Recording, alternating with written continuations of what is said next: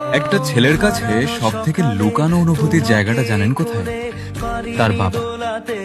ছেলেরা কখনো সহজে বলতে পারে না, বাবা আমি তোমাকে ভালোবাসি। বাবা সারা জীবন নিজের স্বপ্নগুলো বিক্রি করে ছেলের স্বপ্ন কিনে দেন। নতুন জামা কিনতে গেলে আগে ছেলেরটা কেনেন, নিজেরটা পরে হবে বলে এড়িয়ে যান। কিন্তু আমরা কখনো জিজ্ঞেস করি না, বাবা তোমার কষ্ট হয় না?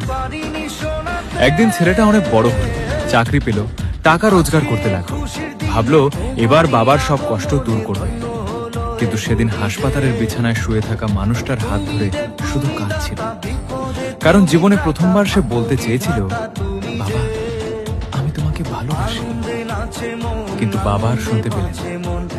তাই যতদিন সময় আছে বাবা মায়ের পাশে বসুন, কারণ একদিন দরজা ঠিকই খুলবে, কিন্তু অপেক্ষা করার জন্য হয়তো মা থাকবে না, বাবা।